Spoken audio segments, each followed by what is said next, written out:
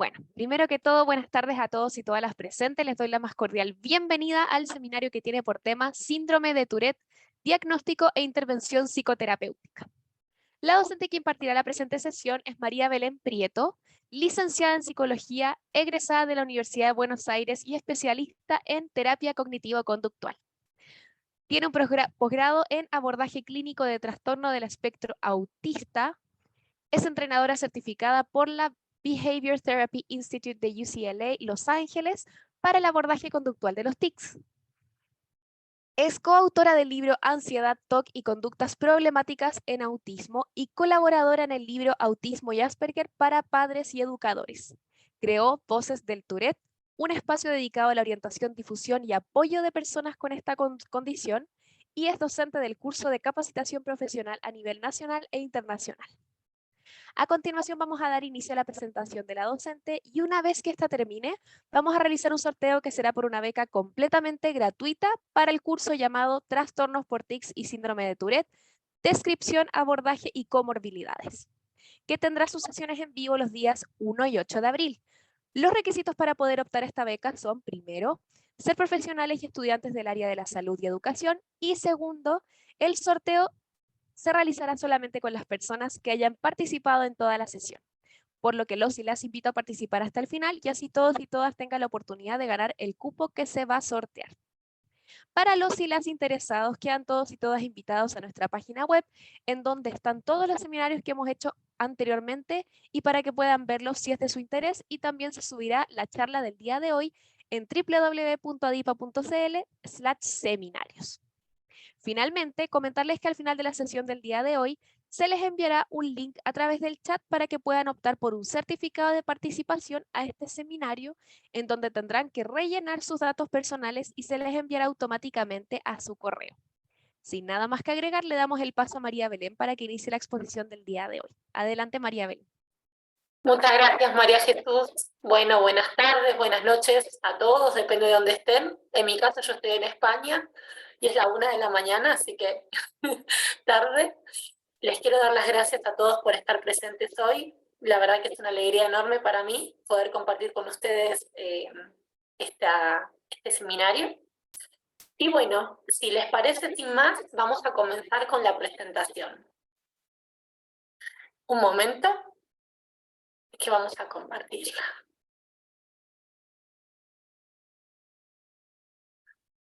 Muy bien, bueno, la idea de hoy es poder justamente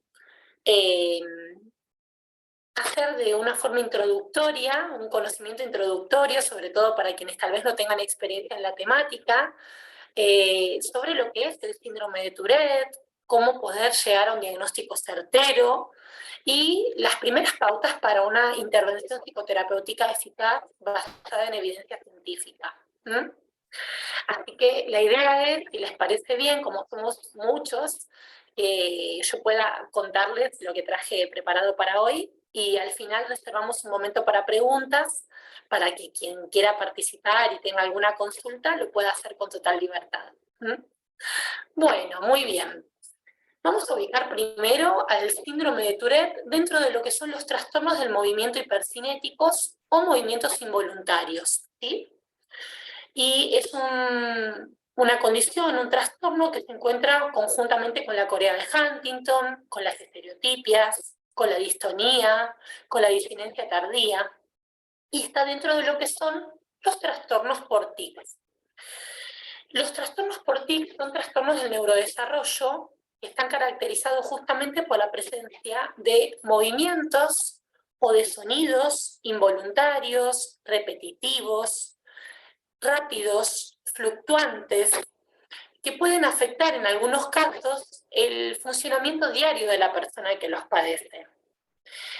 Y dentro de los trastornos por tics tenemos una clasificación bastante amplia, ¿sí? Podemos encontrar trastornos por tics provisionales o transitorios que corresponden en la mayoría de los casos al desarrollo neurotípico del sistema nervioso, ¿sí? O sea, un desarrollo normal del sistema nervioso. En algún momento de la vida de las personas presentan tics.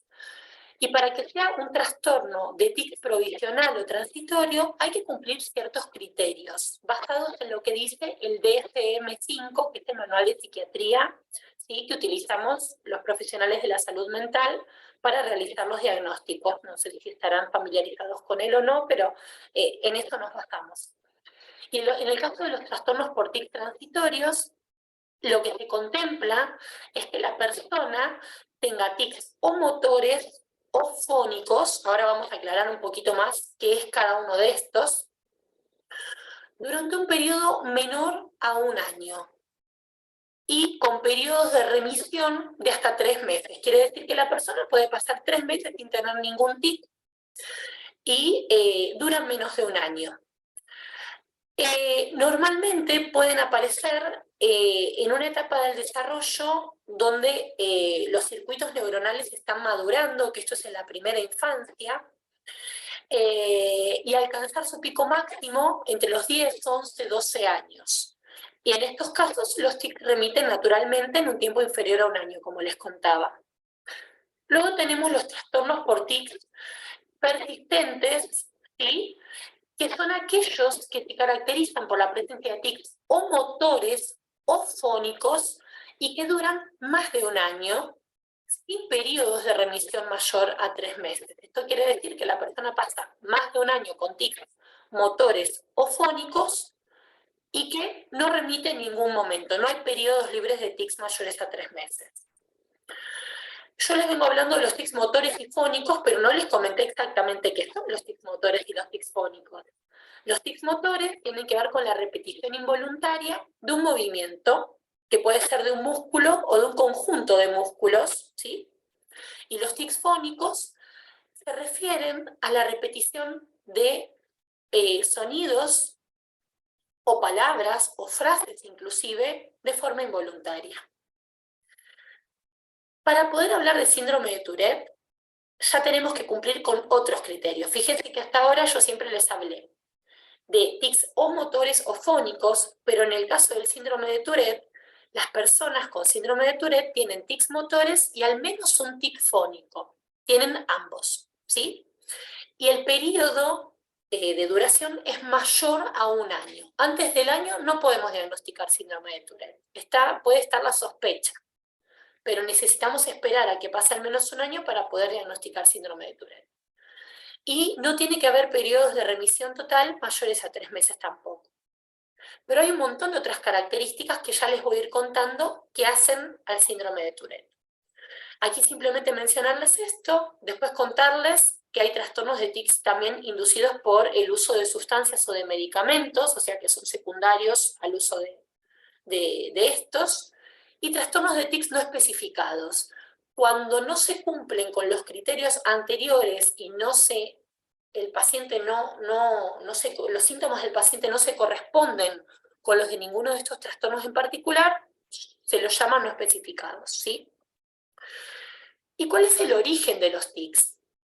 Hay tics de tipo idiopático, ¿sí?, o sea, congénito, y tics secundarios.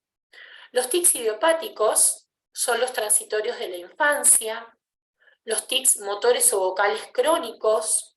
El síndrome de Tourette justamente son tics de tipo idiopático. Los tics de comienzo en la adultez. Los tics de comienzo en una etapa de la vida donde la persona puede estar senil. Trastornos de movimiento estereotipados también. Y luego hay tics secundarios, que son en aquellas personas que tienen alteraciones cromosómicas, o sea, son síntomas de ciertas patologías o condiciones. Las personas con síndrome de Down pueden presentar tics también, con discapacidad intelectual, con esquizofrenia, las personas con un trastorno del espectro del autismo. Las personas que contraen rubiola, post-rubiola pueden presentar tics. Del mismo modo, las personas que tienen enfermedades metabólicas, aquellos que han tenido una ACV o una encefalitis o un traumatismo del cráneo. Y también se pueden observar tics en las personas, como les comentaba previamente, que han utilizado fármacos como los neurolépticos, los antiepilépticos o las anfetaminas, ¿sí?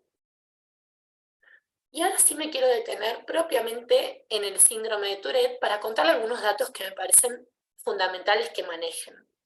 El primero es que no es una enfermedad, sino que es una condición del neurodesarrollo, es un trastorno y es crónico y se convive toda la vida con el síndrome de Tourette, con el diagnóstico. Esto no quiere decir que los síntomas vayan a durar necesariamente toda la vida. ¿Por qué? Porque ya vamos a ver más adelante que la evolución natural del síndrome de Tourette, la presencia de los tics, propiamente dicha, suele hacer un pico, una curva. Empiezan en la primera infancia los tics, en la adolescencia pueden continuar y pasada la adolescencia o comenzada la adultez temprana, los tics tienden a disminuir o a desaparecer inclusive. Otro dato importante es que no es tan poco frecuente como se creía. Los últimos estudios indican que el 1% de la población presenta trastornos por tics, específicamente síndrome de Tourette, y que afecta más a los hombres que a las mujeres. Hay un ratio de 4:1. Por cada 4 varones que tienen síndrome de Tourette, una mujer lo padece. Aprovecho para comentarles que yo soy una de ellas, yo tengo síndrome de Tourette también, así que un poco lo que yo les voy a contar es desde mi experiencia como profesional, pero también desde mi vivencia personal, porque creo que eso puede enriquecer la disertación. Otro dato importante es que los tics comienzan antes de los 18 años de edad, ¿sí? Cuando los tics son más tardíos ya pensamos en otro tipo de condiciones, otro tipo de cuadros. Por lo general, vemos que las personas con tics comienzan a desarrollarlos entre los 4 y los 6 años, pero también puede pasar que sea tan tempranamente como a los 2 o 3 años de edad y, y ya aparecen los primeros tics, aunque no es lo más frecuente. El pico máximo suele ser entre los 10 y los 12 años, y esto tiene que ver con cómo va madurando, cómo el cerebro va madurando el desarrollo de hábitos, porque los tics son hábitos desadaptativos finalmente, ¿sí? Son conductas que se realizan de forma reiterada y que se convierten en hábitos, pero decimos que son desadaptativos porque no tienen una función en la vida de la persona. Como les comenté, van a disminuir después de la adolescencia.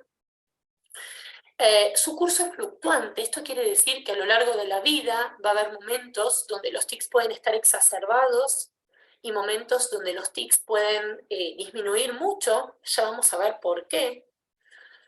Y también es importante comentar que es fundamental descartar en primera instancia que no se deba a otra afección médica o al efecto de sustancias como decíamos previamente. Y esta por ahí es la parte que más me interesa que se lleven de la presentación, y es que el Tourette es mucho más que tics. El 90% de las personas con síndrome de Tourette podemos presentar comorbilidades. Las comorbilidades son problemáticas asociadas. Es muy extraño, solamente entre un 10 y un 20% de la población con Tourette presenta un cuadro como llamamos nosotros limpio. La gran mayoría presenta comorbilidades como pueden ser los trastornos de ansiedad, el trastorno obsesivo compulsivo, el déficit de atención e hiperactividad y otras problemáticas que ya les voy a ir relatando a lo largo de la disertación. Pero es muy importante tener en cuenta esto cuando recibimos un paciente con sospecha de Tourette, porque el error que se comete muchas veces es omitir esto, es quedarnos con los tics y no ver lo que hay debajo de la punta del iceberg, que muchas veces puede generar más egodistonía que los tics en sí mismos. Otro dato importante que creo que les puede servir es identificar cuáles son los primeros tics que aparecen. Suelen ser cefalocaudales. ¿Qué quiere decir? Que comienzan en el rostro, en la cabeza, y que luego van bajando hacia otras partes del cuerpo, van yendo hacia las extremidades del cuerpo. Pero los primeros tics suelen ser un pestañeo de ojos, algún movimiento con los ojos, o diferentes movimientos faciales que pueden ser con la nariz, con la boca. Y en general, primero aparecen los tics motores y luego dan lugar a los tics fónicos. Esto no es de manual, no es siempre así, porque las personas no somos de manual, pero en general suele suceder en ese orden.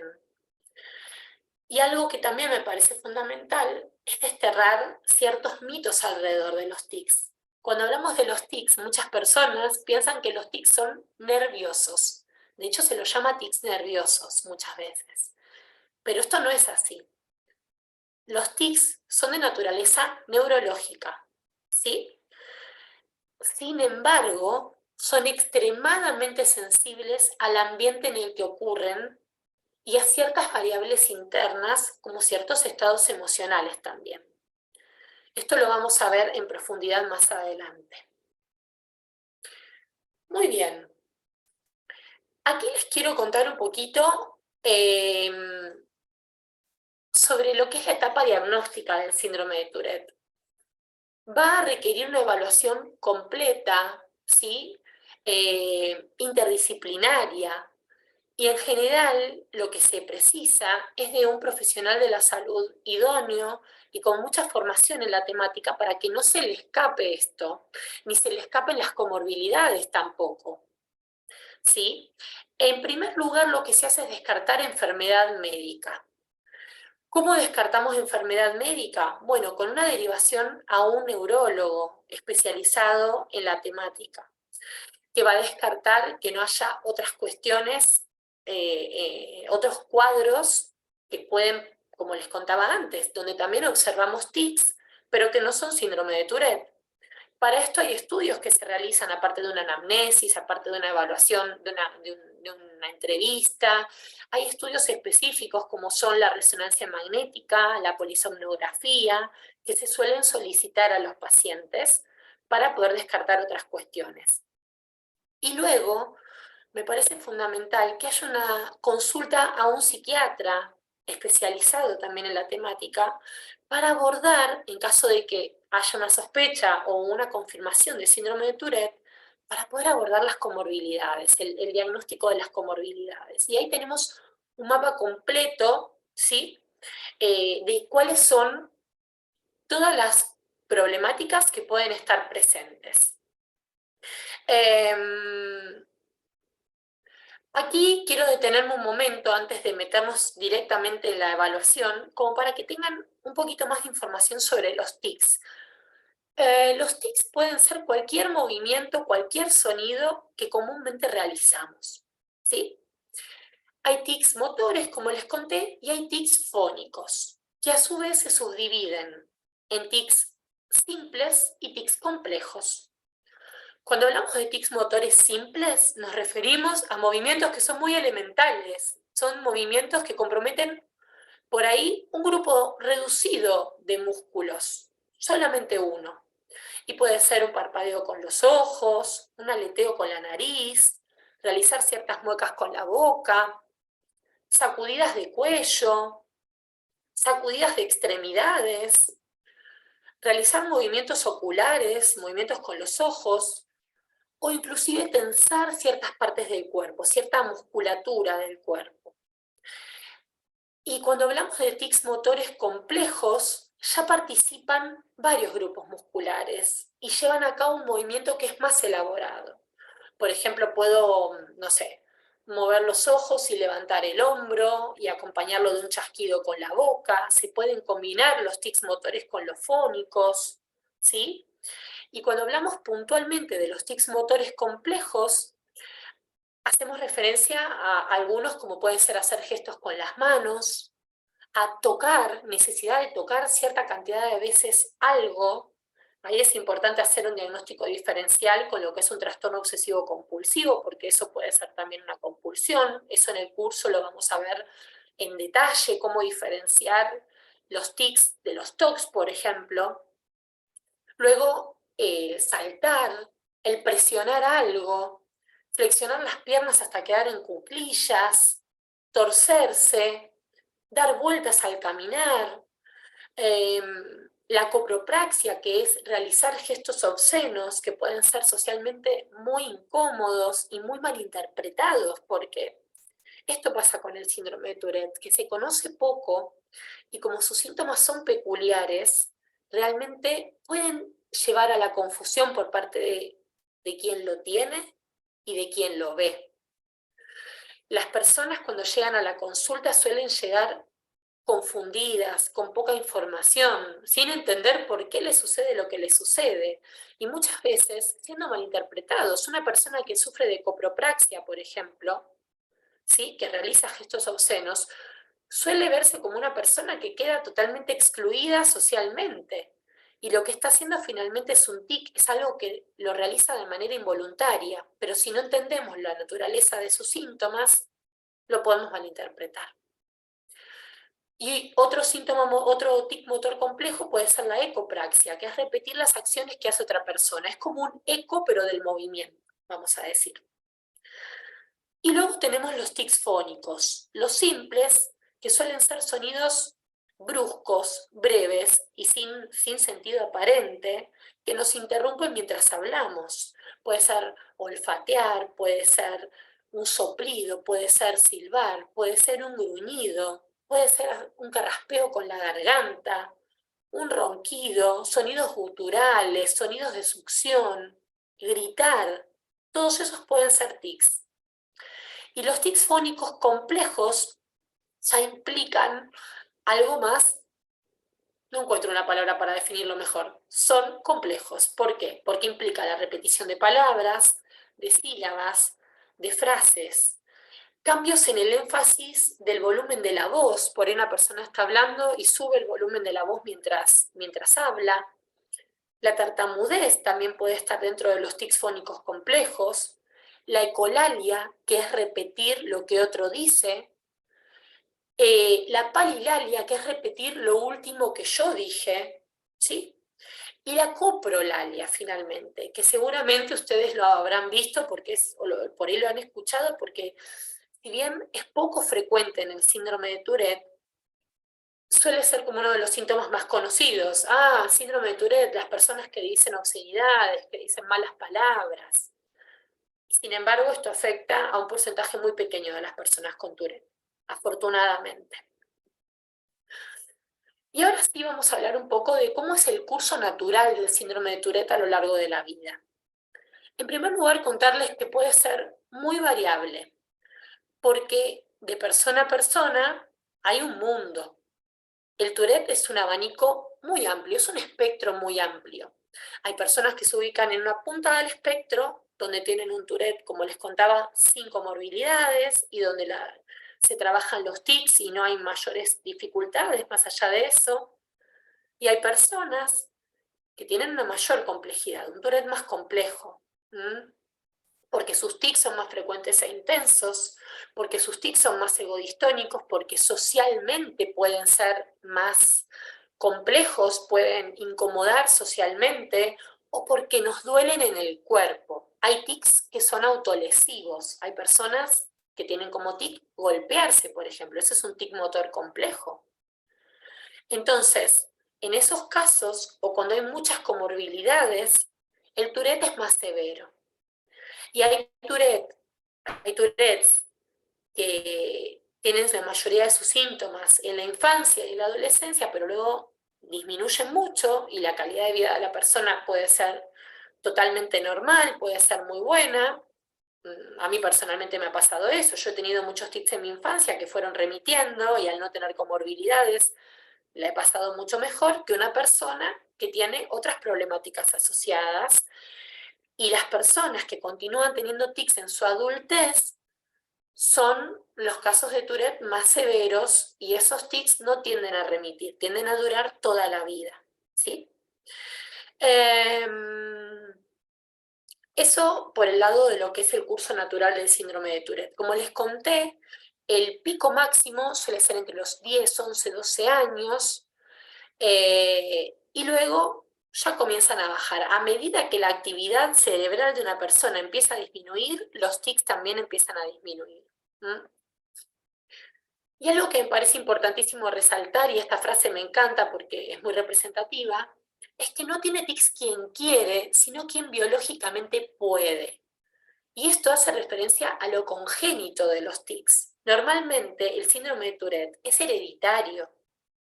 En la familia solemos encontrar personas que también tienen síndrome de Tourette, que probablemente no están diagnosticadas, porque esto hace 20 años atrás no se diagnosticaba fácilmente, o tienen alguna comorbilidad dentro del espectro, como puede ser un trastorno obsesivo compulsivo, un trastorno de ansiedad, o han tenido tics en su infancia que luego remitieron, pero solemos encontrar en el árbol genealógico la presencia de tics o de alguna comorbilidad afín. Y respecto a su etiología, que es lo que venimos hablando, hay que pensarlo como un interjuego constante entre factores genéticos, neurológicos y ambientales. ¿Sí? Sabemos que hay genes que han mutado y que controlan la producción de ciertos neurotransmisores. Todavía no está del todo claro cuáles son esos genes. Hay sospechas de cuáles son, pero no está 100% corroborado. Todavía falta mucho en materia de investigación respecto al síndrome de Tourette y su etiología.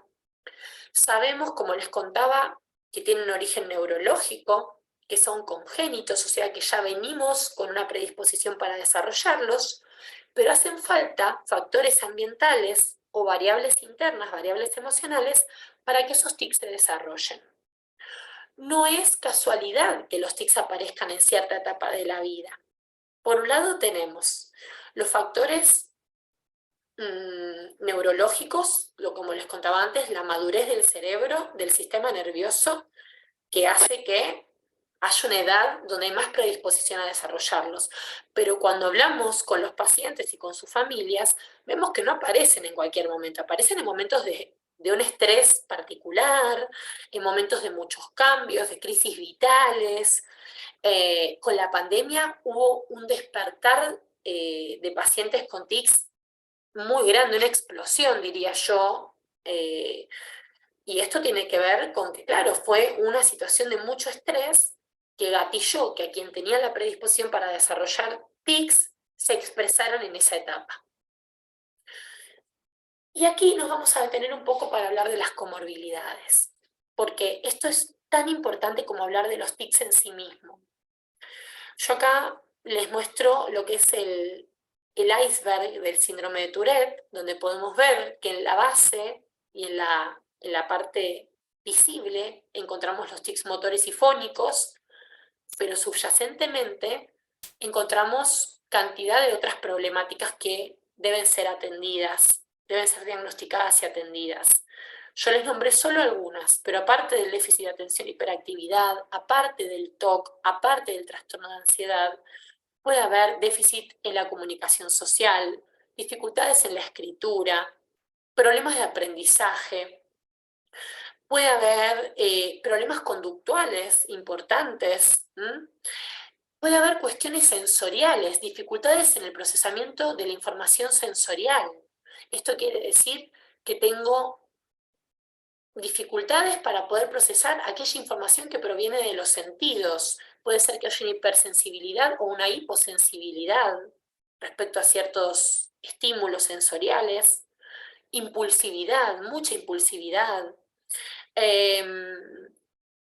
problemas en las funciones ejecutivas, todo lo que tiene que ver con organizar, planificar y ejecutar acciones,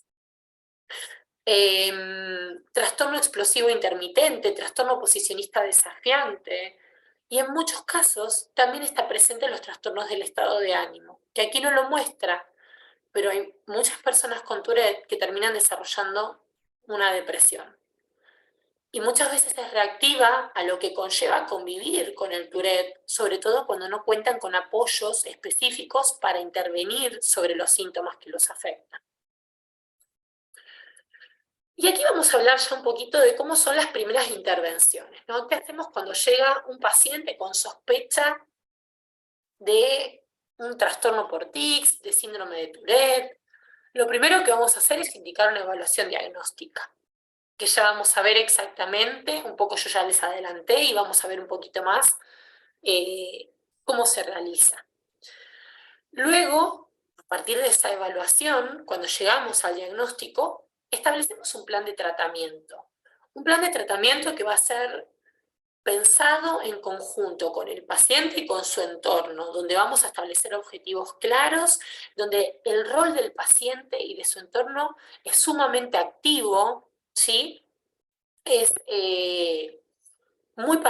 Tienen que ser muy participativos, porque yo siempre digo, Uno lo que hace es establecer las coordenadas conjuntamente con el paciente durante las sesiones.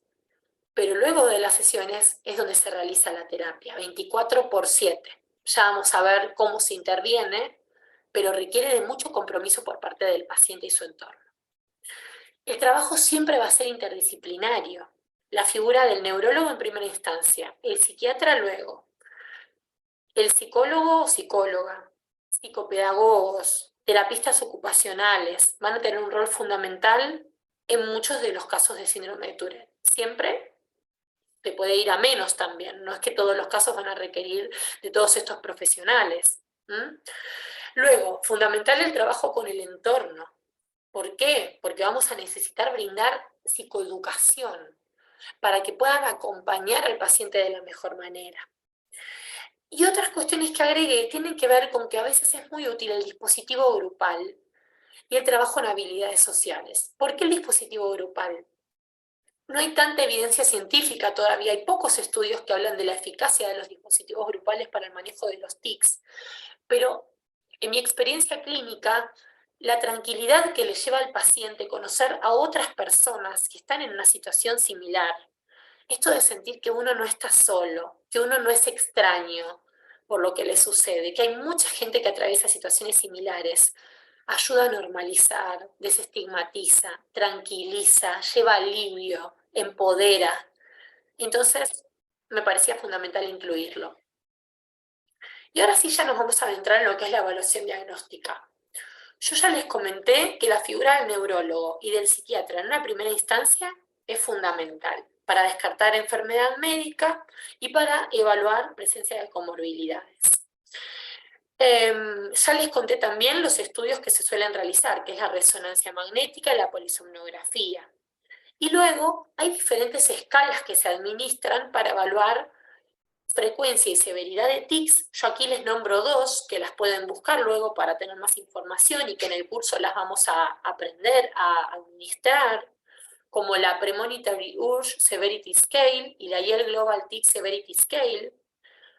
Ya vamos a aprender qué es esto de la Premonitory Urge, la urgencia premonitoria, que es algo fundamental cuando trabajamos los tics. Y otra escala, la escala de Yale, que es para verificar severidad de tics. Y luego, lo que es muy importante realizar y muchas veces saltea, es una evaluación neurocognitiva. ¿Por qué? A cargo de una psicopedagoga o un psicopedagogo. ¿Por qué? Porque si bien las personas con Tourette tenemos un grado de inteligencia dentro de la norma, incluso muchas veces superior, se puede ver afectado el aprendizaje y el rendimiento académico por las propias características de lo que es convivir con el síndrome de Tourette. Muchas veces se puede ver afectada la capacidad para prestar atención y algunas habilidades en referencia al aprendizaje. ¿Y qué nos va a permitir la evaluación neurocognitiva? Identificar fortalezas y debilidades del niño en áreas como son el lenguaje, la memoria, la atención, la resolución de problemas, de conflictos. Y el identificar estas dificultades en el aprendizaje, así como identificar, por ejemplo, un trastorno por déficit de atención e hiperactividad, nos va a permitir poder construir conjuntamente con el ámbito educativo, ¿sí? Con la institución escolar, estrategias y adaptaciones para que esa persona, ese niño, tenga una mejor experiencia académica, una experiencia más feliz. También en la evaluación neurocognitiva se evalúan las habilidades sociales y las habilidades emocionales del niño. Esto es muy importante para lo que es el manejo de las relaciones interpersonales y la ansiedad asociada a lo que es convivir con el síndrome de Tourette. Entonces, vamos a poder identificar no solo las dificultades, sino también las fortalezas que van a venir a compensar de alguna forma estas dificultades, que también, por supuesto, se van a trabajar. Y a partir de esto vamos a poder construir y desarrollar planes de educación individualizados y estrategias para adaptar o adecuar el contenido académico a las posibilidades de cada quien. Esto no es en todos los casos, pero sí que muchos chicos con síndrome de Tourette requieren de este trabajo. Por eso no descartar la evaluación neurocognitiva, no pasarla por alto. Otro punto importante, La importancia de un abordaje interdisciplinario. Esto nos va a facilitar el trabajo y va a enriquecer nuestro trabajo y va a enriquecer al paciente y a su entorno. Vamos a poder atenderlo integralmente, vamos a poder darle una atención más personalizada, va a haber todo un equipo coordinado, ¿sí? Que va a tener que estar en comunicación constante para que todos seamos como un equipo de fútbol, digo yo, ¿no? Donde todos pateamos para el mismo lado. Y está constituido por los profesionales que les nombré en algún momento hace un ratito: neurólogos, psiquiatras, psicopedagogos, psicólogo, terapista ocupacional. De ahí para abajo, cualquiera. Siempre podemos ir a menos también, pero estas son las personas que suelen estar involucradas, los profesionales que suelen estar involucrados en los tratamientos para las personas que están dentro de esta población. Y va a brindarle mucha tranquilidad a la familia saber que hay un equipo detrás, brindar apoyo, brindar información desde los distintos ámbitos cada quien. Por eso es tan importante también que salgamos al campo, que no nos quedemos en el consultorio trabajando en solitario los psicólogos, ¿sí? Que podamos interrelacionarnos con otros profesionales de la salud mental que están involucrados en el tratamiento y que podamos ir a la institución educativa, ¿sí? Que podamos hablar con los educadores, ayudar al paciente a que pueda hablar con su entorno, con sus pares. Esto va a generar muchísima tranquilidad. Se sabe, está evidenciado científicamente que cuando hay intervenciones escolares, la experiencia áulica de ese niño mejora significativamente. Hay problemáticas asociadas al Tourette, como son el bullying, que disminuyen significativamente cuando hay psicoeducación en la escuela también. Así que trabajar interdisciplinariamente y salir al campo. Esas son como las dos cuestiones que me gustaría poder transmitirles y que se lleven. Y ahora sí ya nos vamos a ir metiendo en lo que es el plan de tratamiento. Yo me voy a focalizar en esta ocasión en el tratamiento psicoterapéutico porque es de lo que sé, por supuesto, pero sabemos, como les conté antes, que las personas con Tourette pueden requerir de un tratamiento psiquiátrico porque algo importante que les quería mencionar es que si bien el tratamiento de primera elección, basado en las guías de buenas prácticas, ¿sí? En las guías clínicas de buenas prácticas, es el tratamiento conductual para el manejo de los tics, hay muchas personas con síndrome de Tourette que pueden requerir una medicación, un abordaje farmacológico. Normalmente siempre tratamos de ir de menos a más. Esto quiere decir que empezamos por el tratamiento psicoterapéutico y si no hay una respuesta positiva, se piensa en el tratamiento farmacológico o el tratamiento combinado.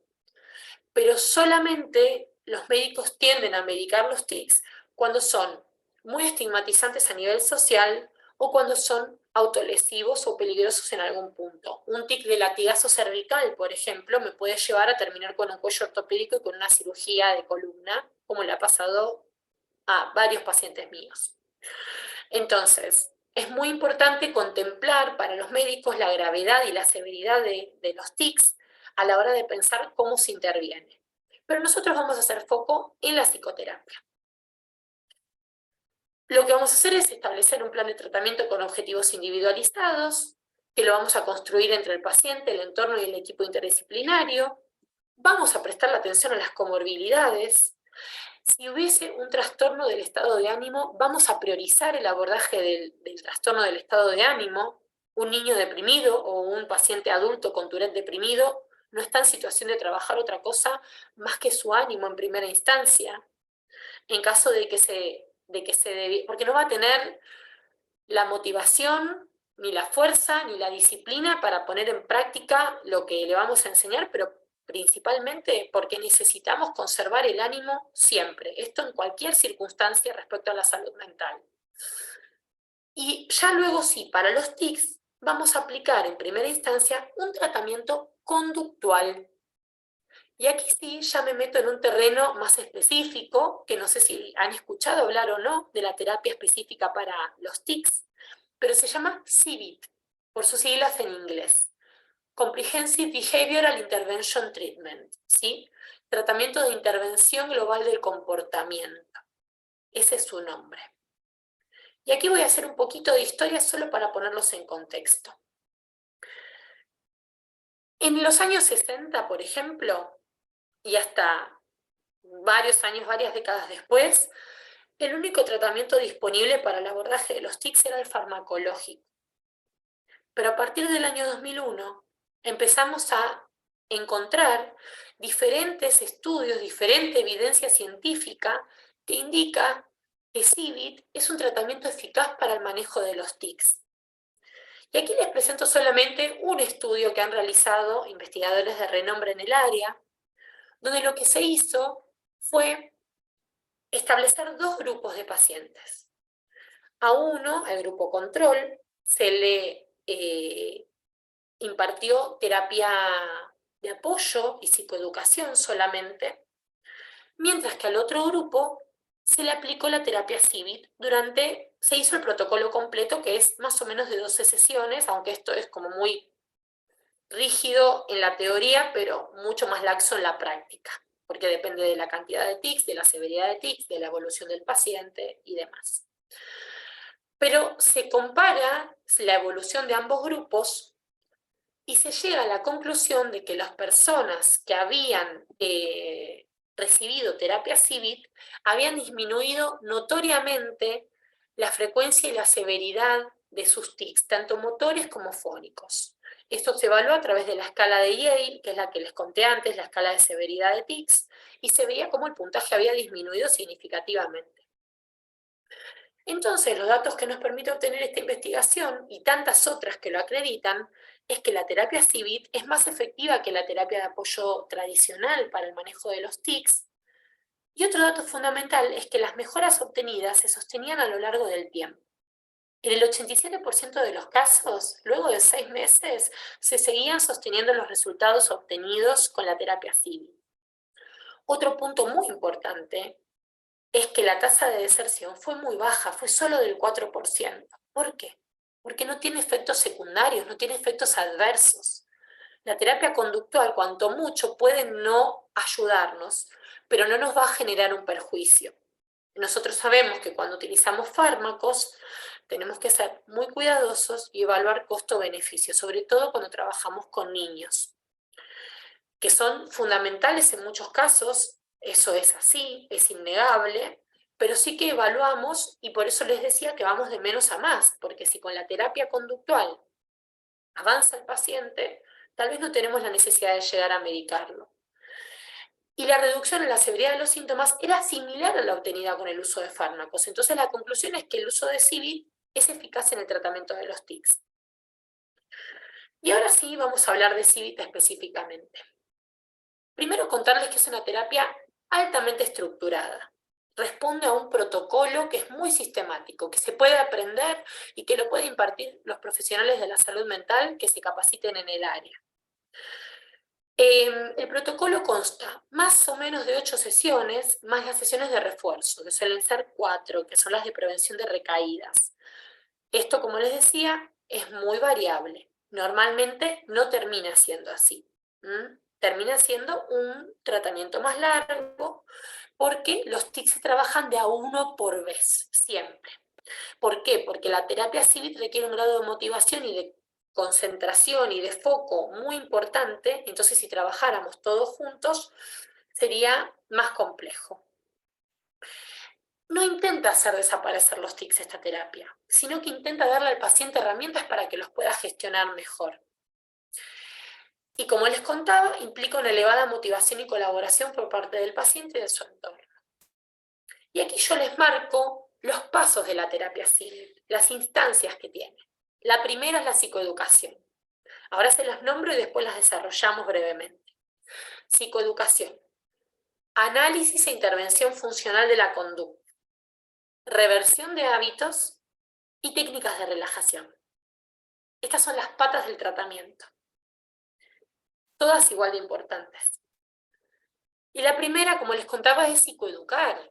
Psicoeducar es brindar información fehaciente no solo al paciente, sino a todo el entorno, que les va a permitir, les va a llevar tranquilidad y los va a empoderar, ¿sí? Así que uno no se sienta tan desvalido en este contexto. y permite trazar un mapa de ruta, que es saber hacia dónde vamos. Para eso nos sirve el diagnóstico, en definitiva. No, el nombre en sí mismo no nos aporta demasiado, sino es para trazar justamente un mapa de ruta, que es saber hacia dónde vamos y con qué herramientas vamos a llegar a esa meta. Luego, análisis e intervención funcional de la conducta. Los tics no son todo el tiempo iguales, fluctúan a lo largo del día, a lo largo de la semana, a lo largo de los meses. Y esto tiene que ver con las variables ambientales y con las variables internas que les comentaba previamente. Quiere decir que hay que prestarle atención a los antecedentes y a las consecuencias que tienen los tics, ¿sí? Porque esto, ¿qué puede generar? Ya vamos a ver con ejemplos concretos, pero sin quererlo, muchas veces reforzamos los tics de las personas que los tienen. Por ejemplo, una situación estresante puede reforzar los tics de esa persona. Una situación de mucha excitación, de mucha alegría, de mucho entusiasmo, como puede ser para un niño la llegada de la Navidad, las vacaciones, el ir a la casa de un amiguito a jugar, son situaciones que exacerban los montos de ansiedad y que por ende aumentan los tics también. Entonces lo que hacemos es aprender a conocer bajo qué circunstancias los tics aumentan para poder remover de alguna forma o disminuir esas situaciones y esas conductas que exacerban los tics. Yo en el final del cuadro puse sensación previa, eso lo vamos a dejar para más adelante, ¿sí? Esto es el cuadrito que yo les suelo dar a los padres para que completen, o a los pacientes cuando tienen ya una edad para completarlo ellos, que suele ser alrededor de los 10 años más o menos, y que es la edad que yo sugiero, 9, 10 años es la edad que sugiero como para comenzar una terapia CIVIT, porque antes suceden varias cosas. Los niños no tienen tanta motivación, los niños a veces no tienen tanto registro de sus tics, les cuesta identificar los patrones alrededor de los tics, entonces cuando van creciendo desarrollan mayor insight y tenemos más recursos para que puedan trabajar. Muchas veces sucede que los pacientes llegan porque los traen los papás. Entonces en este caso es muy importante poder trabajar con el generar una motivación intrínseca, ¿sí? Una buena alianza terapéutica y una buena adherencia al espacio que nos permita luego poder implementar correctamente el tratamiento.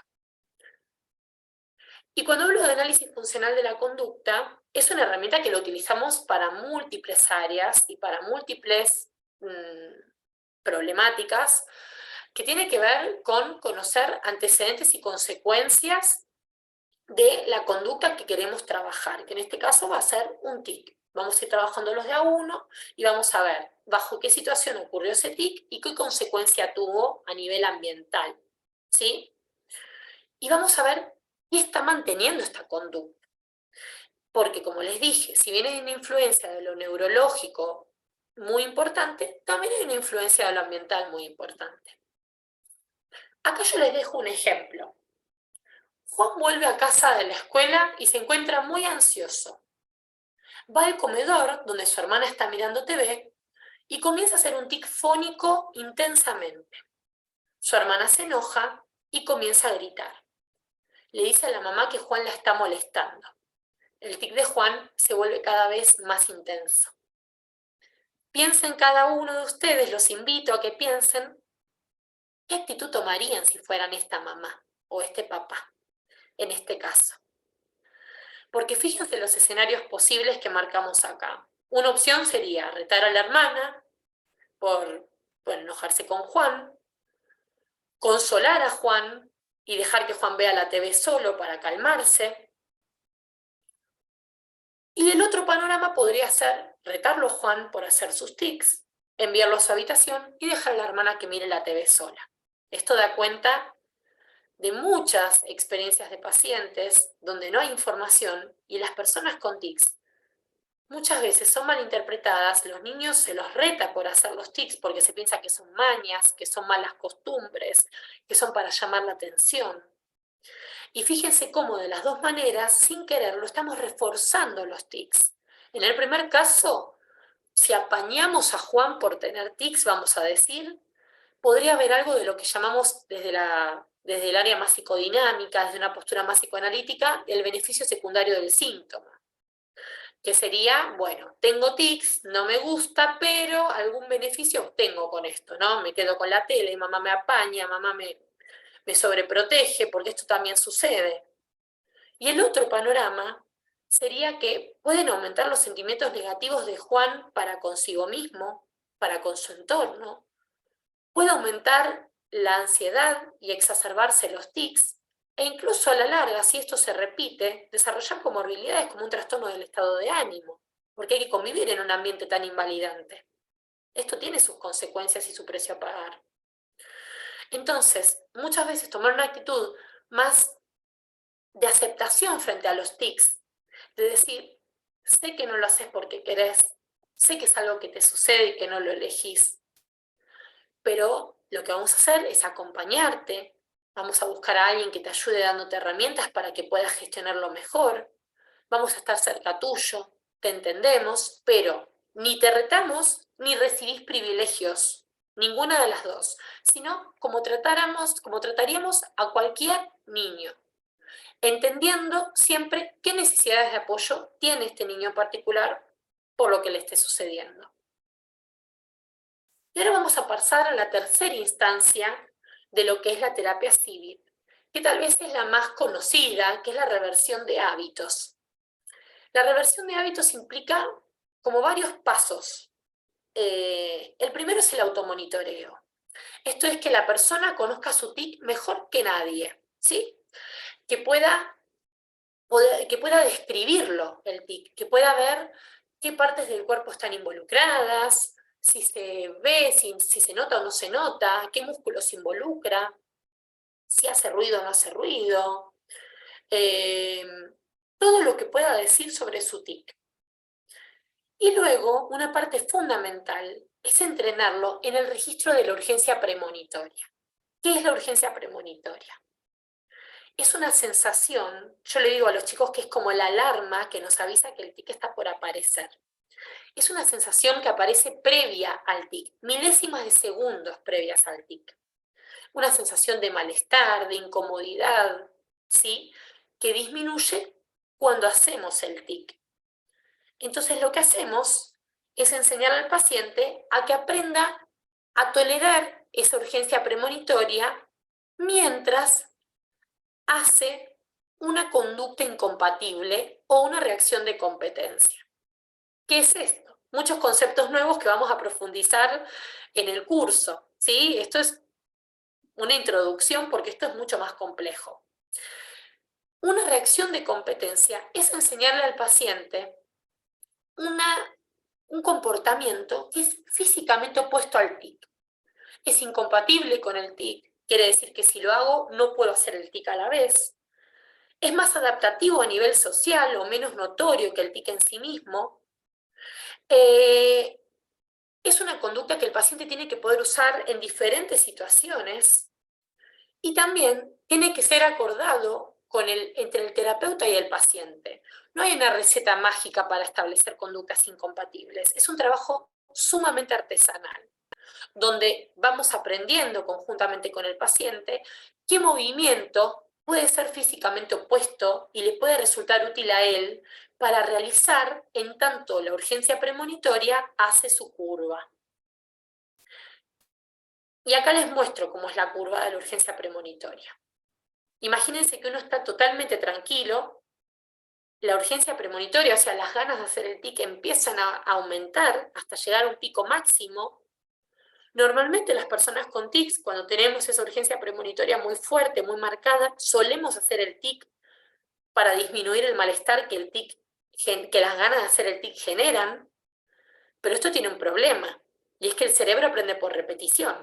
Entonces cada vez que yo realice la conducta de mi tic, se va a reforzar, se va a fortalecer este circuito de neuronas que sostiene este tic, ¿sí? Entonces lo que le vamos a enseñar al paciente cuando hacemos reversión de hábitos es a sostener esa sensación incómoda haciendo una conducta incompatible hasta que se debilite. Y les voy a dar un ejemplo práctico. Primero de cómo describimos un tic. Le decimos al paciente, vale, primero vamos a intentar obtener una buena descripción de tu tic. ¿Cómo se ve? ¿Qué músculos participan? ¿Cómo se siente? ¿Es rápido? ¿Es lento? ¿Se nota? ¿No se nota? ¿Cómo suena? ¿Involucra un solo movimiento o muchos movimientos? ¿Involucra un sonido o una combinación de sonidos con movimientos, por ejemplo? Y cuando tenemos una buena descripción del tic, le vamos a enseñar a registrar la sensación premonitoria, que es esta urgencia que aparece por realizar el tic, esa incomodidad. Es parecida, para los que no tienen tics les cuento, es parecida a cuando uno tiene ganas de estornudar, ¿vieron que uno siente esas ganas? O de parpadear y uno está tratando de frenarlo. Bueno, la urgencia premonitoria es parecida a esa sensación. Entonces le decimos, vamos a practicar para que puedas darte cuenta cuando sucede tu tic. Es importante que puedas reconocer cuando tu tic está por venir, porque si queremos aprender a manejar algo, primero tenemos que saber bien cuándo está por suceder. Y para practicar esto, vamos a hacer un pequeño juego, les digo yo, un reto.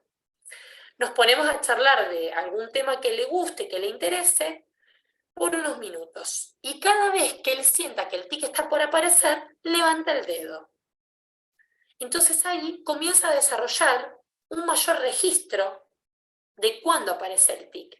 Normalmente las personas con tics hacemos los tics de forma automática, son parte de nuestra vida cotidiana. Entonces no le prestamos mayor atención a cuándo está por venir. Pero para trabajar el tic vamos a necesitar que el paciente desarrolle ese registro. Y muchas veces no hay una sensación previa clara. Y esto hay que aprender a desarrollarlo. Ya vamos a ver truquitos para enseñarle al paciente a que lo haga en el curso. ¿Qué hacemos luego? Definir la conducta incompatible. En este caso yo puse el ejemplo de un niño que tenía un tic que era muy disruptivo porque era tocarse los genitales. Entonces a nivel social le molestaba muchísimo. Y lo que le dije es, vamos a aprender a controlar el tic de tocarte los genitales. Ya esta palabra no la usaría yo, porque a mí esto de controlar tanto no me gusta, porque suena como a tensión, suena a lucha, y la idea es que tengamos una mirada más compasiva y más amorosa frente a lo que nos está sucediendo. Entonces, vamos a buscar algunas herramientas para que puedas manejar mejor este tic, ¿sí?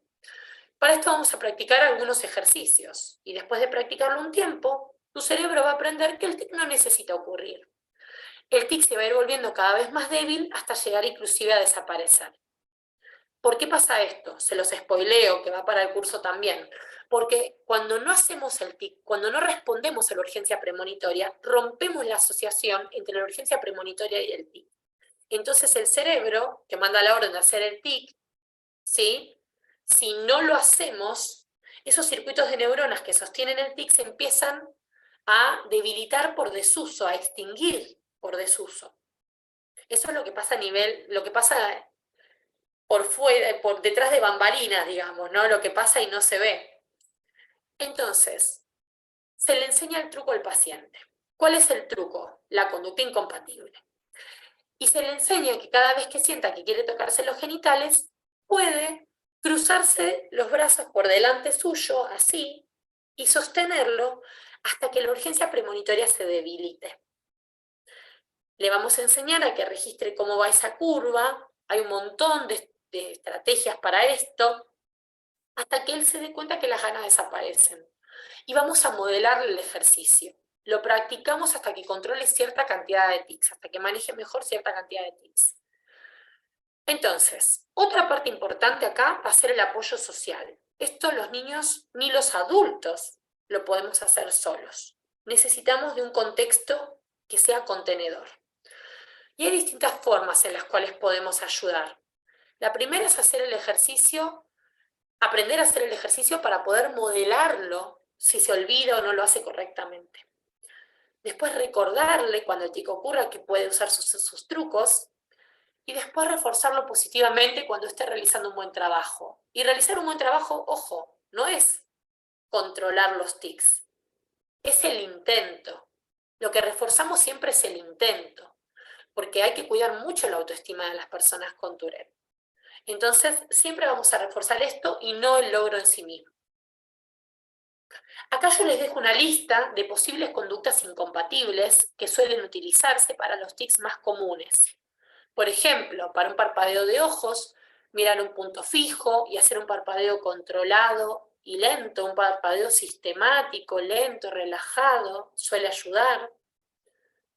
Para el tic de abrir la boca, mantener los labios juntos, ejerciendo una leve presión. Fíjense que siempre es físicamente opuesto al tic. Para las sacudidas de cabeza, mantener la cabeza erguida hacia adelante, tensar levemente el cuello y sostener la cabeza con ambas manos también.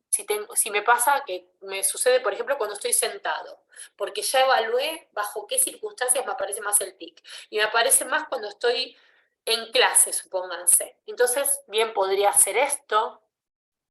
Es algo que todos podemos hacer, que no es tan notorio, pero que me permite evitar el movimiento de cabeza que puede ser tan peligroso y tan doloroso.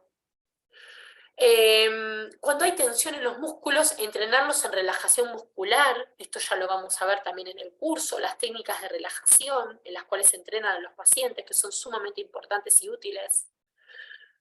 Otro tic típico, las copropraxias, como les contaba antes, que es hacer gestos obscenos o gestos fuera de lugar, el hacer fuck you, por ejemplo, se le enseña a cerrar el puño, o a esconder la mano, cruzar los brazos.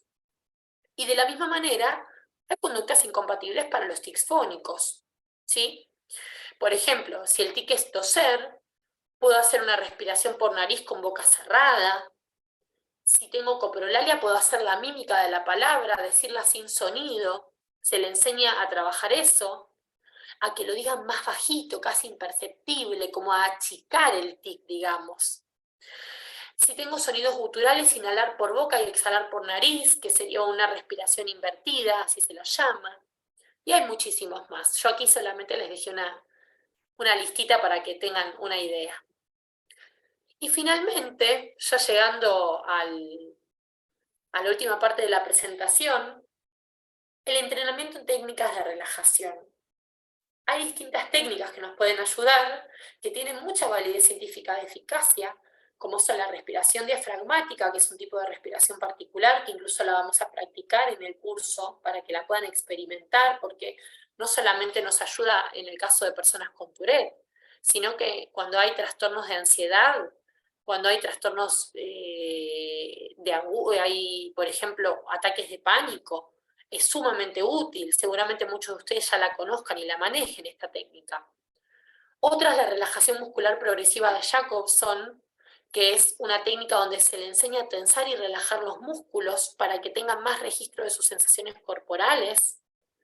Y otra es el mindfulness. Todo lo que es terapias de tercera ola se ha empezado a incorporar dentro de lo que son las técnicas de relajación. Y el mindfulness ayuda a desarrollar la atención plena, y el a desarrollar atención plena me permite tener más registro de mis tics. Entonces también es sumamente útil. De hecho, este chico que puse en los ejemplos había hecho el programa de reducción del estrés basado en mindfulness y fue sumamente útil. Entonces, si nosotros unimos el trabajo con el ambiente y con las variables internas, la reversión de hábitos, la psicoeducación y el aprendizaje de técnicas de relajación, abordamos el tic de todas sus aristas. Y los resultados, en el 50-60% de los casos, suelen ser favorables. Esto quiere decir que aproximadamente el 60% de las personas que realiza CIVIT presentan mejorías. Acá yo les doy un ejemplo. Imagina que estás recostado sobre tu espalda y pongo un globo en tu estómago, y el juego es, tenés que tratar de que el globo suba y baje sin usar tus manos. Solo puedes usar tu abdomen, tu panza, como le decimos en Argentina. Una manera de hacer que tu estómago se mueva es inhalar y exhalar por nariz profundamente. Cuando inhalo, mi estómago se infla, y cuando exhalo, baja. Y se lo modela el paciente en la técnica. Entonces, cada vez que le enseñemos algo, es importante que le mostremos cómo se hace y lo practiquemos con él, ¿sí? Y finalmente, ya con esto voy cerrando, como les dije antes, necesitamos del apoyo social. Hay que identificar para el tratamiento una figura de apoyo. y entrenarlo en cómo reforzar la correcta implementación de la técnica.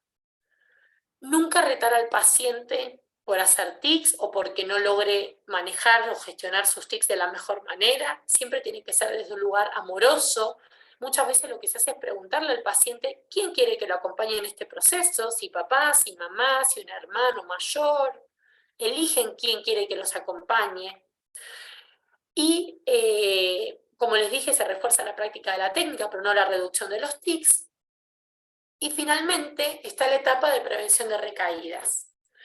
Lo que vamos haciendo es espaciar las sesiones. Al principio son semanales, luego van a ser cada 2 semanas. Luego va a haber sesiones de refuerzo a los 3 y a los 6 meses, donde se van a reforzar las estrategias aprendidas. ¿Sí? Y con esto termino mi presentación, que espero que les haya sido de utilidad y de interés. Y bueno, María Jesús, si vos estás de acuerdo, podemos abrir el micrófono para las preguntas. Sí, por supuesto. Vayan levantando sus manos quienes tengan preguntas que hacerle a la expositora y ahí vamos a ir cediendo los micrófonos. Partamos con Fernanda. Hola Fernanda, ¿cómo estás? Hola, bien, ¿y ustedes cómo están? Muy bien, gracias. Gracias por Gracias por estar esta hoy. tremenda exposición, porque la verdad es que no es un diagnóstico que suele haber mucho en los colegios comunes y corrientes. Yo soy encargada de convivencia escolar de un colegio, pero el año pasado nos llegó un niño con síndrome de Tourette, entonces es importante saber un poco cómo ir abordando. Y desde ese mismo ámbito relacionado, por ejemplo, con mi área, que es la convivencia escolar, sabemos que los reglamentos de convivencia escolar tienen dentro de la normativa atenuante y agravante, y en este caso, por ejemplo, un niño con síndrome de Tourette es una atenuante, ¿no? Y por lo tanto sabemos que no es posible de alguna u otra manera tener el mismo tipo de aplicación de la norma al respecto de cualquier otro estudiante que, por ejemplo, no sé, dice algún garabato o tiene, no sé, hace movimientos con las manos para insultar a alguien, etcétera, etcétera, ¿no? Y entonces, en ese sentido, ¿qué estrategias se les pueden dar a los docentes? Porque a todo esto, paréntesis, consideramos que obviamente al ser un diagnóstico y bueno, y las cosas privadas de los niños no se pueden comentar con nadie, como por ejemplo, pudiendo tratar de que se crea con eso, tener cierta empatía, ¿no? de los niños, porque no necesariamente lo van a entender. Y por lo tanto, claro, surge esta cosa como de, pero oiga, este niño todo el día saca el dedo, o todo el día dice garabato, y nadie le dice nada. Entonces, es re complejo. Entonces, ¿cómo desde el ámbito de la convivencia escolar poder abordarlo tanto como con la comunidad, sin exponer al niño, desde el ámbito de la aplicación de la norma, también de una manera formativa, y etcétera, etcétera? Un poco como que por ahí va mi pregunta. Muchas gracias. Vale. Bueno, es súper interesante, Fernanda, tu pregunta, y de esto vamos a hablar muchísimo en el curso, porque el abordaje escolar es un área fundamental y donde poco se sabe y poco se desarrolla al respecto de lo que es convivir día a día con el síndrome de Tourette y lo que es para los pares y para los docentes y para todo el equipo escolar, también poder brindar los apoyos correspondientes. Y yo te diría que es un pivotear constante entre la empatía, como decís vos, y no darle un trato como si fuera alguien de otro planeta, ¿no? Sino que lo primero que se requiere es psicoeducación. Aquí es importante que algún profesional, si está en tratamiento, se pueda acercar a la institución y ustedes puedan trabajar en conjunto. Esto es, primero, que todo el equipo docente y directivos manejen información sobre el diagnóstico, como estuvimos dando, y cuáles son las dificultades puntuales o los desafíos puntuales puede tener este niño. Porque, como te decía, cada persona con Tourette es un mundo. Pero muchas veces lo que se propone es, si se ha trabajado con el niño la aceptación del diagnóstico y el niño lo conoce y sus tics son muy notorios o sus conductas son muy peculiares, muchas veces blanquear el diagnóstico suele ser mejor que no decir nada. porque puede generar mucha confusión o ser visto como el niño maleducado, o el niño oposicionista, o el niño rebelde, o el que no presta atención. Entonces, dentro de alguna materia que aborde la diversidad, bien se podría hablar de lo que a cada uno, de situaciones que le puede pasar a las personas, ¿verdad? Y que ahí tenga algún momento el niño, con apoyo de algún docente, de poder contar, por ejemplo, qué es el síndrome de Tourette. Esto normalmente, cuando se hace en las escuelas, en mi experiencia clínica, genera mucha empatía por parte de los pares. Lejos de estigmatizarlo más, se empieza a normalizar la situación, como, bueno, eso que estás haciendo es un tic. Y sí, es un movimiento que haces, o te cuesta prestar atención a veces, te distraes más fácil. Bueno, está bien, ¿cómo lo podemos ayudar? Y ahí ya en el curso vamos a ver un montón de adecuaciones curriculares y acomodaciones áulicas para poder facilitarle la experiencia académica, que tenga momentos para hacer un tiempo fuera, cuando está con muchos tics, que haya cierta complicidad con la docente como para que pueda retirarse en momentos de más estrés, que haya alguna figura dentro de la escuela con quien el niño pueda hablar en momentos más difíciles, porque está con muchos tics o porque está muy desatento o porque conductualmente no está pudiendo acomodarse a las normas de la institución, que haya algún referente ahí. Después, a la hora de evaluar lo mismo, es importante poder proveerle un lugar de tranquilidad. Tal vez no hace falta que haga la evaluación con todos sus compañeros, o si la quiere hacer con sus compañeros y ustedes así lo disponen porque él no quiere que se marque una diferencia. Sí, me ibas a decir algo. ¿Me querías decir algo? ¿Que levantaste la mano? A ver si podemos abrirte el micrófono. Yo no puedo hacer eso, lo tiene que hacer María Jesús, me parece. ¿Cuál era el nombre de la persona que habló recién? Fernanda. Fernanda. Es que no tiene levantada la manito. Déjame buscarla. A ver. Si puedes levantar la manito para poder abrir el micrófono nuevamente, si es que tenías algo que decir. Ah, ahí está. Ahí sí, muchas gracias, María Jesús.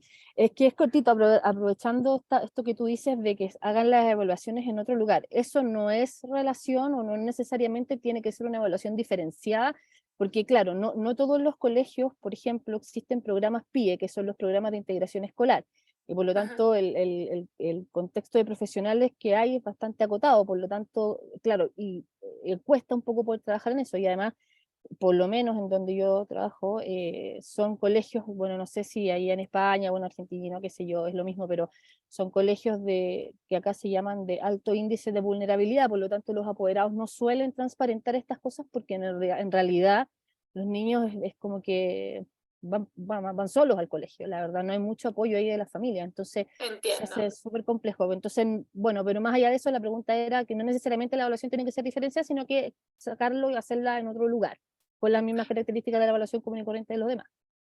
Dependerá del paciente, del alumno.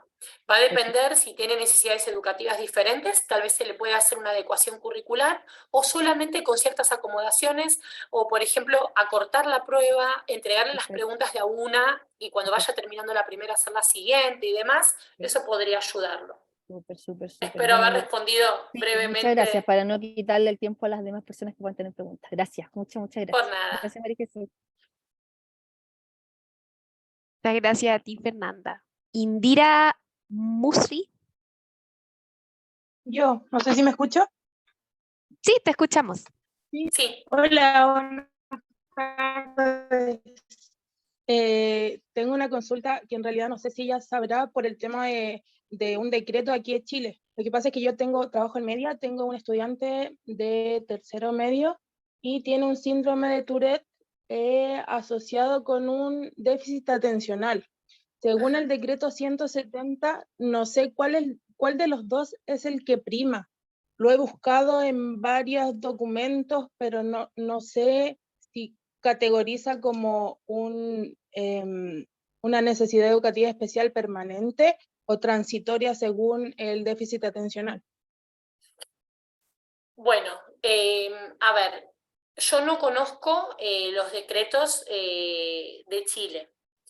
Sin embargo, al síndrome de Tourette, al ser crónico, entiendo que le da esa, digamos, desde ese punto de vista, ¿no? De que el síndrome de Tourette es una condición crónica, ahí ya tenés una de las dos condiciones que, bueno, que en algún punto ya te da esa pauta. Pero desconozco cuál es realmente cómo funciona en Chile, es algo que tendría que averiguar. Si quieres cualquier cosa dejas tus datos o yo puse los míos al final de la presentación, cualquier cosa me escribes y tratamos de averiguarlo.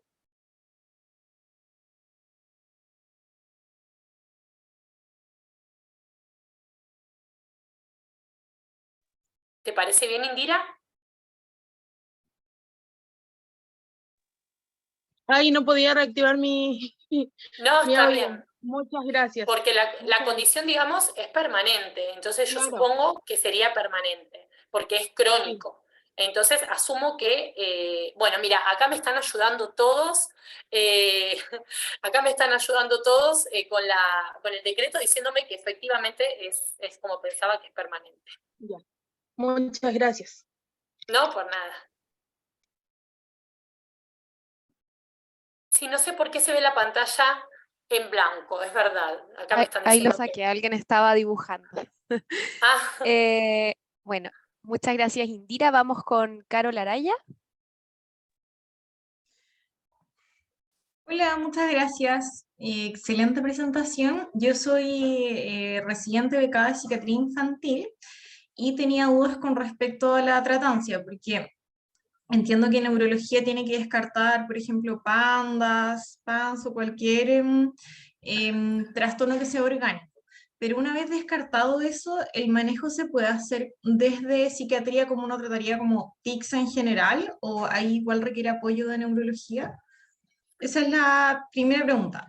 Y la otra pregunta era también si has tenido experiencia con pacientes que tengan comorbilidad con TDAH y que usen psicoestimulantes, como, porque está contraindicado, pero quizá en algunas cosas se podría indicar y si tienes experiencia en eso.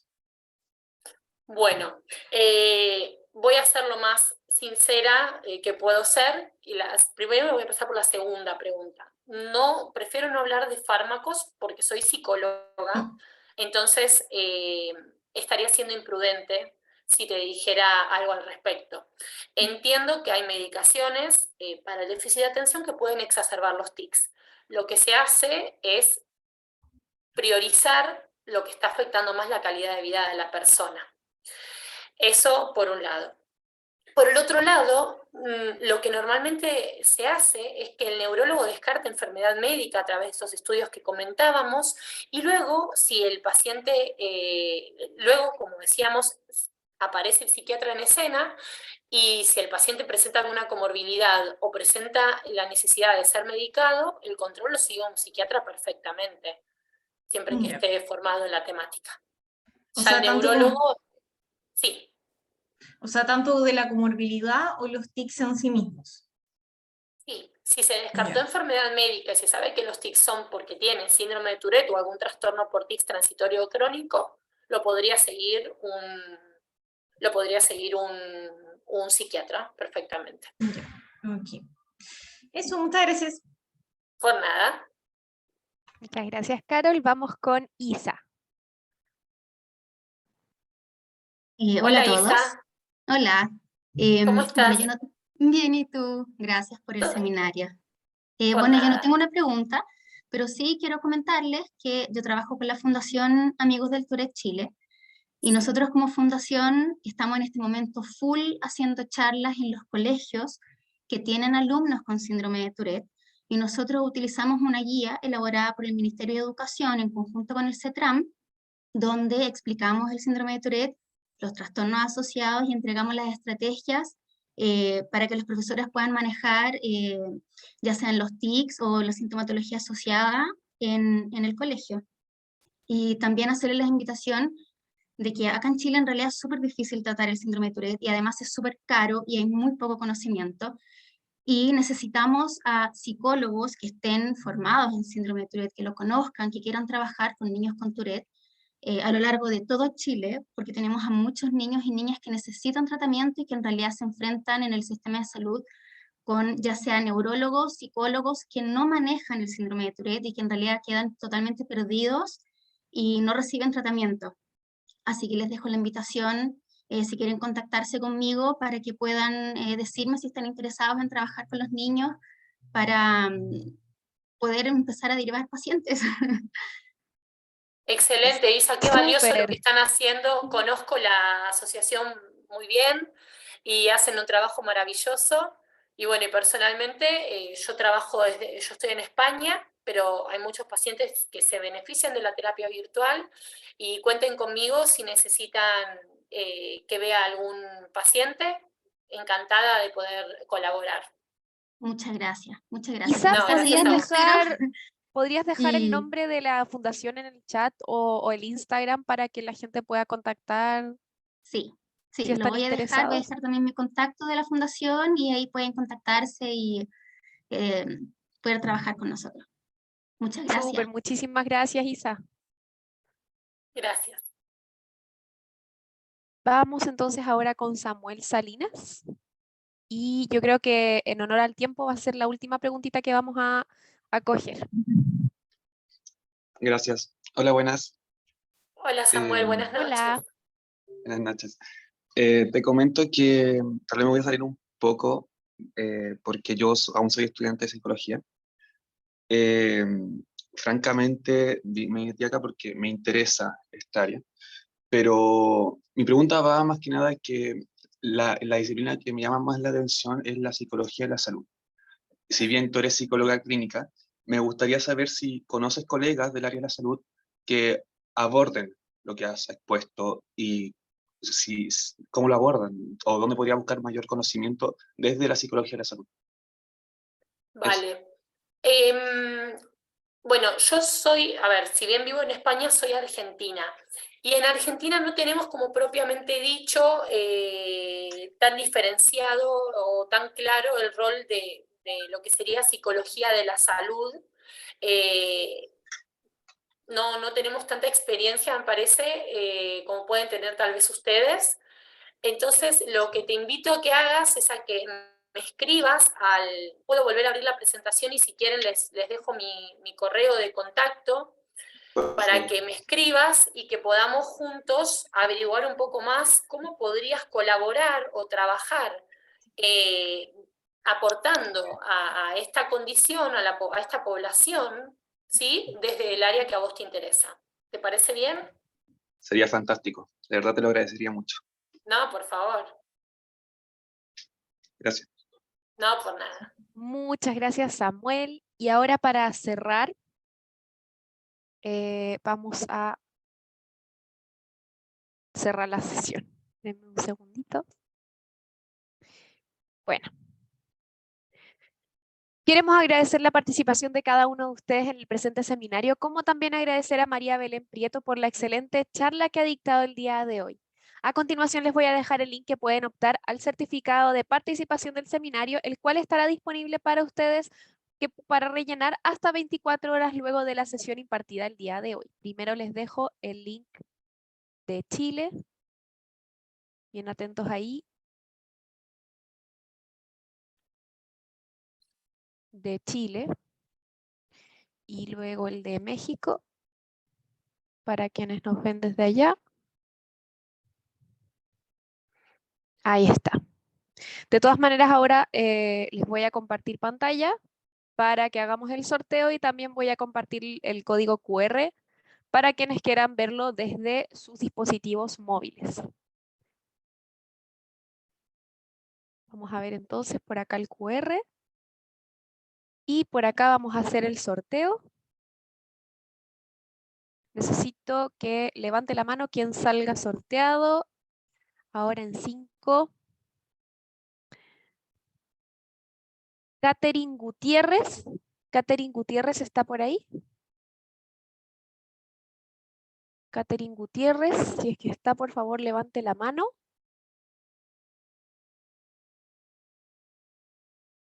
Catherine Gutiérrez. Parece que no.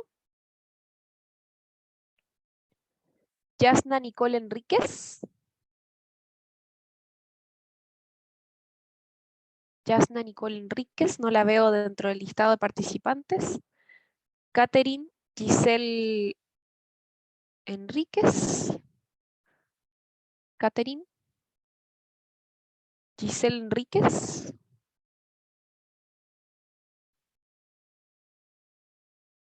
¿Está Catherine? ¿No? Sigamos a la siguiente, Josefa Ruiz. Josefa Ruiz. Josefa Ruiz. Recuerden que si escuchan su nombre, levanten la manito porque es la única forma que tengo para... Me parece que Josefa ahí habló en el chat. Espérenme un segundito. Josefa Ruiz. Oh, ahí está. Ah, no. Vamos al siguiente entonces. Paula Barahona. Paula Barahona. Paula Barahona está por ahí.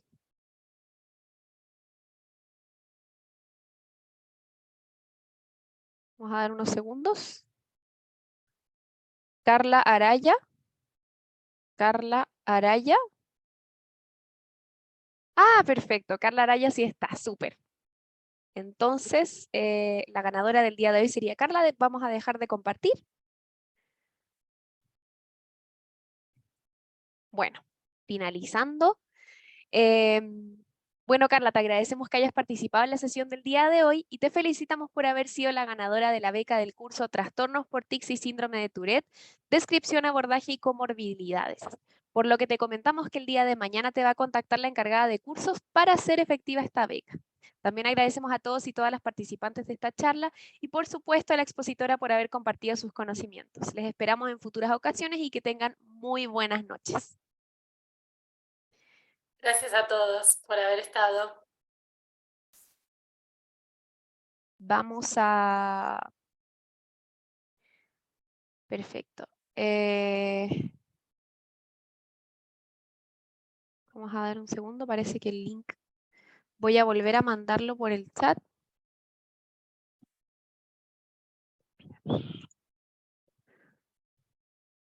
El de Chile me dicen que no les funcionó, lo voy a volver a mandar.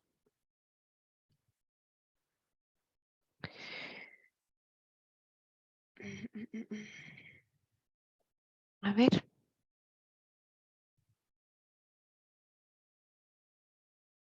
Vamos a cerrar y me voy a quedar unos segundos con ustedes para ver lo del link de Chile. Bueno. Nos despedimos entonces, María Belén. Muchas gracias por tu tiempo. No te quito más tiempo ya que es muy tarde allá en España. Buenas Muchas noches gracias a por todos. todo. Buenas Hasta prontito. noches. Muy buenas noches.